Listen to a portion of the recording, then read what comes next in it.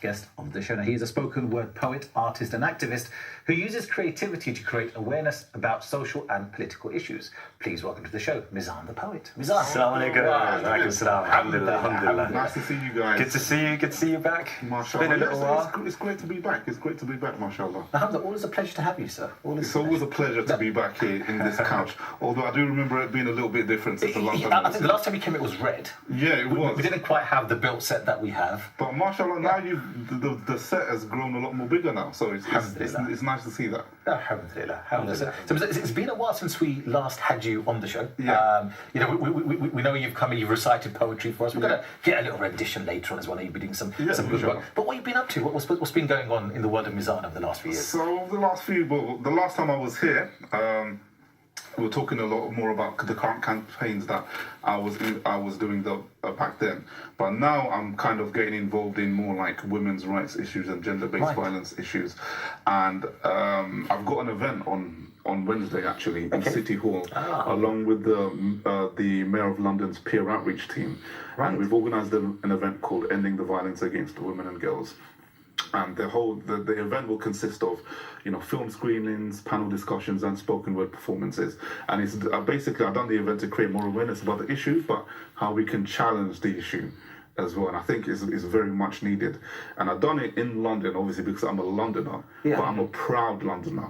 I want London to lead the way on this issue. So that's one of the reasons why I approached the London Mayor's peer outreach team in City Hall. So that's a big subject you're talking about. You must have so many challenges involved with trying to not only just create awareness for this sort of thing, but to get people proactive in this as well. What kind of things do you go through with trying to get it all together? The proactivity is something or trying to get men, especially, more proactive on the issue, is something I can relate to, because this is something I came across accidentally. As a spoken word artist, I was asked by someone, for a counsellor in Barnet, to write something about honour killing. Right. And I kind of had a background on the issue anyway, because I used to work in the charitable sector. Right. So I came across issues that women were facing and little girls were facing anyway. But I've done a lot of research on it. I watched Dia Khan's documentary on Banaz Mahmood, which I think is a very powerful documentary. So if you guys are on YouTube, type in Banaz and watch the documentary by Dia Khan. And that inspired me to write the track called Death Before Dishonour. Right. So I wrote the track, and it's based on Banaz's life story, and then we turned it into a video, and then we put the video on YouTube. Next thing I know, people from the United Nations got it, people from the European Council got it, charities got in touch with me, and all these kind of stuff.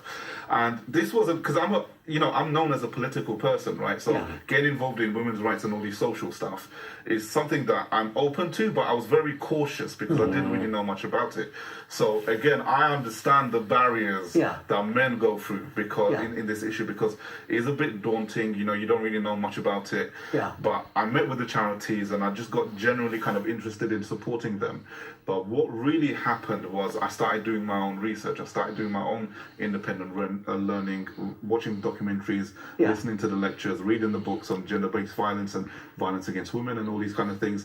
And I'm kind of genuinely interested in it now, in challenging it.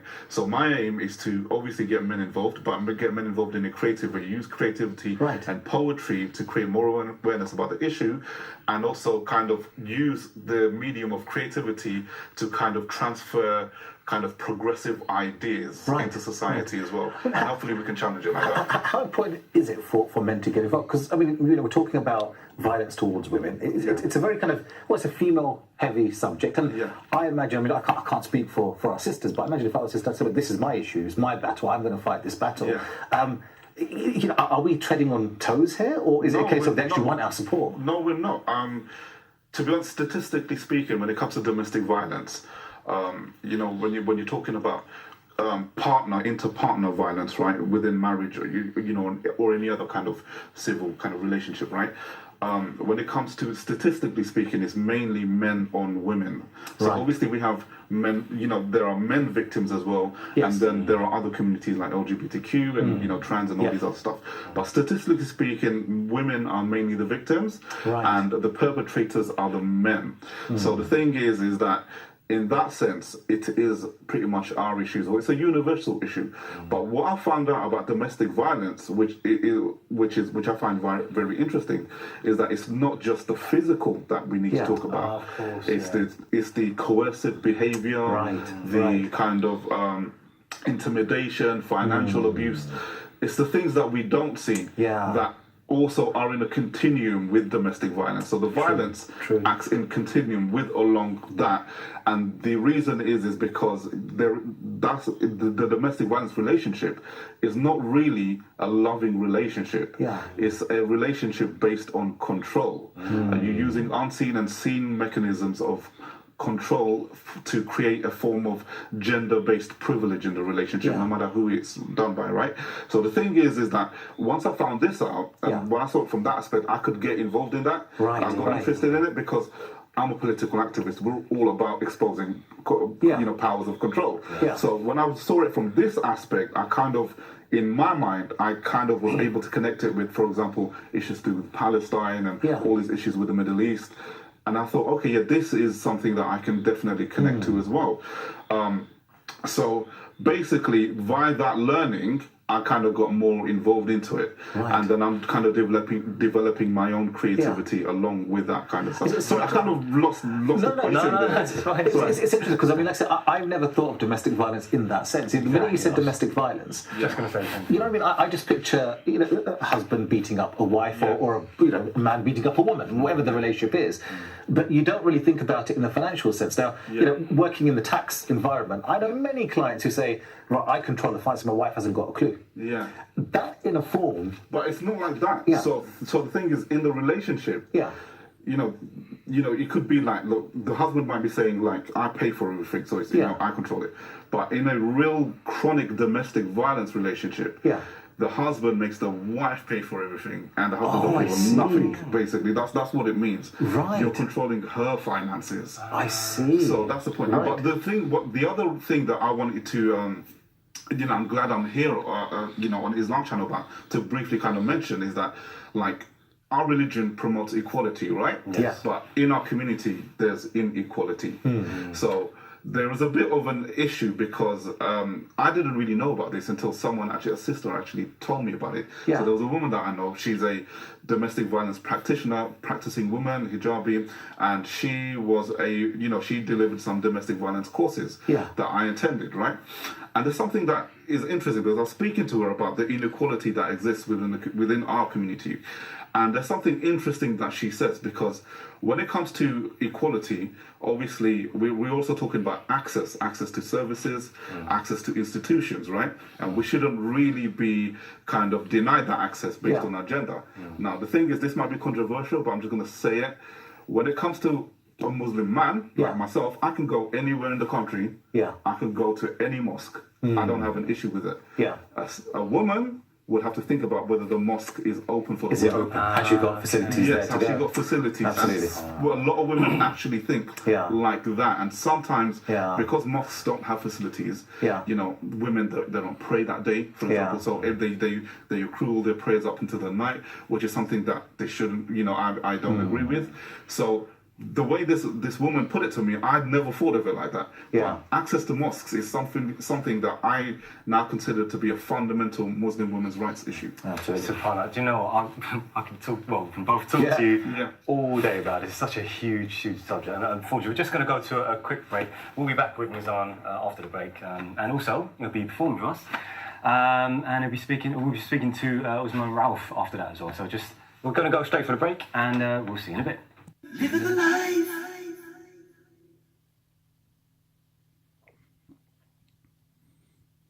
Assalamu alaikum. Welcome back to Living the Life. Now, we've been having a very, very intriguing conversation with our brother Mizan the poet. Now, he will be performing a bit later on in the show. But before we do, because we were having such an intriguing conversation here. Now, you've got this event coming up. This is, when is it? This Wednesday, next Wednesday? This Wednesday, December the 12th. This Wednesday, December, at City Hall. Yes. Against about domestic violence towards women. And I think you're saying violence is not just someone punching or hitting. it's psychological violence. There's financial violence. Give them the permission to come in and out. And also, certain Muslim activists are coming out with a new term called spiritual violence. Spiritual violence? Yeah, which is using religious interpretation to kind of maintain the status quo of patriarchal, communities and societies in society. So, and the events, a lot of that is obviously stems from culture as opposed to religion. And I remember back in the 90s growing up, and when we were getting a lot of kind of I don't want to say rhetoric, but there was a lot of, we were looking at Islam in a bit more depth. And a lot of the brothers was telling us it's about their rights, as it's not your responsibility or Islamic responsibility to look after your in-laws, for example. You've got the right on your husband's wealth. All these things are just culturally, we kind of think, oh no, you have to. That's your role as a woman. But that's the thing we've got to change, right? Yeah, that's definitely one of the things we have to change. There's a lot of things. So, in terms of like the ideas that we hold and the interpretations that we have, some of these have got to be have got to change. Don't get me wrong, like mashallah, we have a lot of good things in our community, but that doesn't mean that we need to change certain things in our community. That's one of the things that we have to do. And obviously, how we understand Islam and how Islam manifests in society is something that we need to change. And with that, I don't think we should be afraid to, let's just say, get involved in our community in the UK in a positive way. And also challenge the negatives that affect human beings in a very undignified way. I know that there's a lot of eyes on us in our community, but that doesn't mean that we should be afraid. I think we should be proactive and challenge these things within ourselves and outside the community as well. So speaking of proactiveness, we're going to do a little proactive stuff here. Okay. A poet, inshallah. Yeah, okay, all right. So, Bismillah. So this one's called Death Before Dishonor, and something I will perform on Wednesday, inshallah. So he goes, in this case, there's no honor in being violent. No honor in unleashing feelings that refuse to stay silent.